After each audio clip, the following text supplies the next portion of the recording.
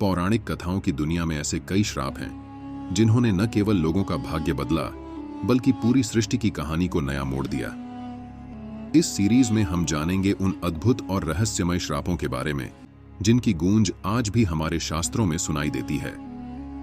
पौराणिक कथा के अनुसार एक बार भगवान गणेश गंगा तट पर तपस्या में लीन थे। उसी समय कन्या तुलसी वहां अपने विवाह के लिए तीर्थ यात्रा करते हुए पहुंची। गंगा तट पर तप करते हुए गणेश जी को देखकर तुलसी उनके तेज और स्वरूप से प्रभावित हो गई। तुलसी ने भगवान गणेश के सामने विवाह का प्रस्ताव रखा, लेकिन भगवान गणेश तपस्या में लीन थे और विवाह से उदासीन थे। उन्होंने विनम्रतापूर्वक तुलसी का प्रस्ताव अस्वीकार कर दिया और कहा कि वे ब्रह्मचर्य का पालन कर रहे हैं।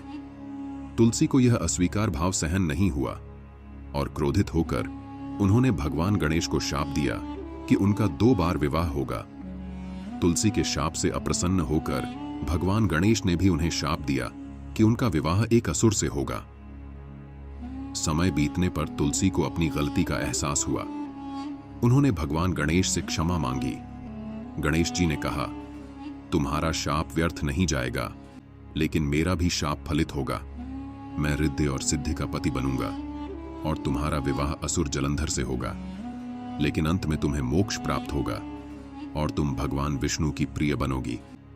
कलयुग में तुम्हारा रूप तुलसी का पौधा होगा और भगवान विष्णु की पूजा में तुम्हें विशेष स्थान मिलेगा, लेकिन मेरी पूजा में तुम्हारा उपयोग नहीं होगा।